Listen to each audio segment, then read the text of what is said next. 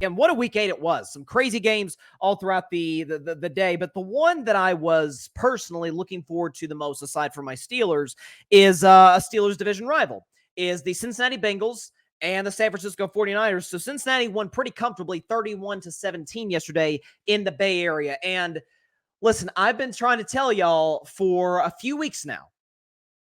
I always believe that when I have an opinion, certainly if it's early in the NFL season, when we've only got 3-4 games under us, maybe there's some fool's gold here and there. We kind of got to try and figure out like who's real and who's not. Well, the Bengals have certainly been real the last couple of years. One year they were the runner-ups to win the whole darn thing, and the second year they were the run-ups to win the AFC title, so nearly got to another Super Bowl. We know Joe Burrow's for real. We know the Bengals have been for real the last 2 years. But to get off to a rough start, Joe Burrow's hurt, and that was the main concern for me the first month or so of the season is that, man, if Joe Burrow's not right, if that calf isn't right, given the Bengals' schedule moving forward, they're done. They may sneak in the playoffs, who knows, but I do not see them as a title contender if Joe Burrow is not healthy.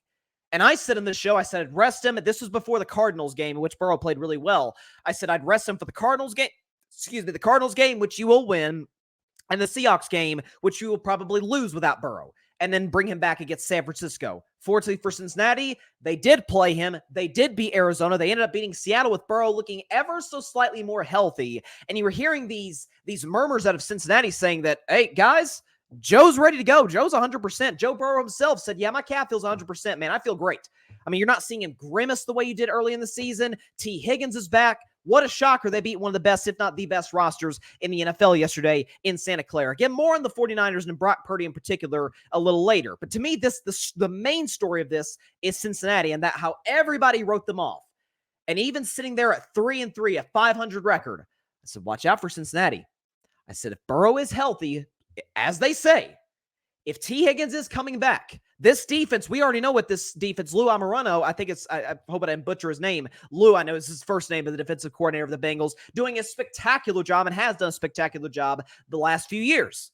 So great defense, obviously great quarterback. T. Higgins coming back. We know Jamar Chase brings to the table. You have Joe Mixon. Yeah, that feels like a Super Bowl contender, even in that brutal AFC North division. And for the record, if you're Cincinnati, sure, your schedule is kind of brutal the rest of the season. Okay, you got the Bills, followed by Houston, who's a little frisky now, right? At Baltimore, you'll play Baltimore second time this year. Pittsburgh still is a great defense. Jacksonville, they got to play the Pittsburgh Steelers again. They got to play the Browns later this season. They got to play the Chiefs. So it doesn't get easier for the Cincinnati Bengals moving forward.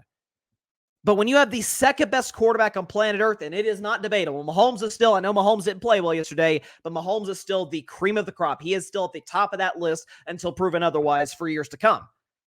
But Joe Burrow's that number 2 guy.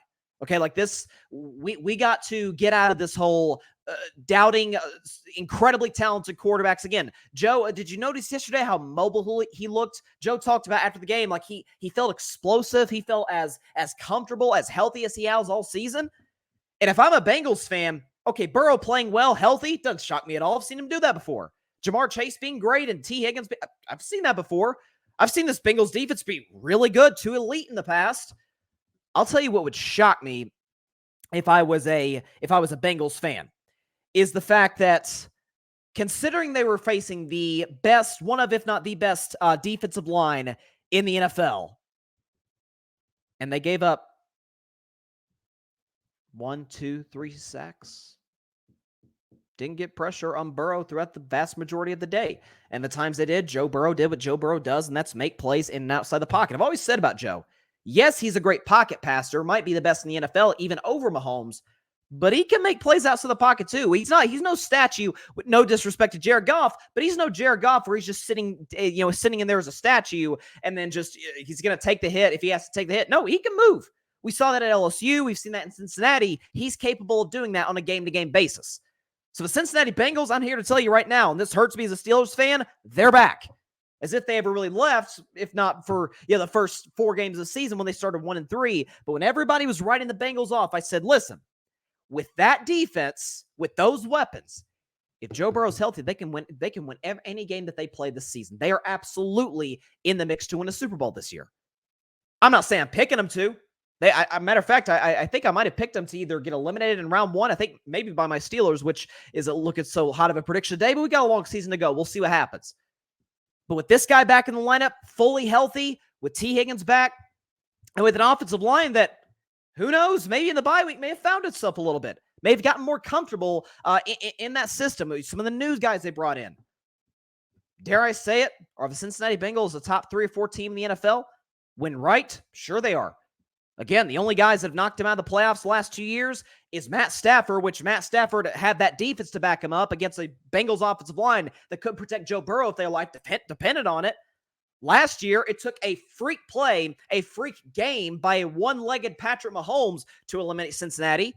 You're telling me that this is just going to be they're just going to struggle the rest of the year? No.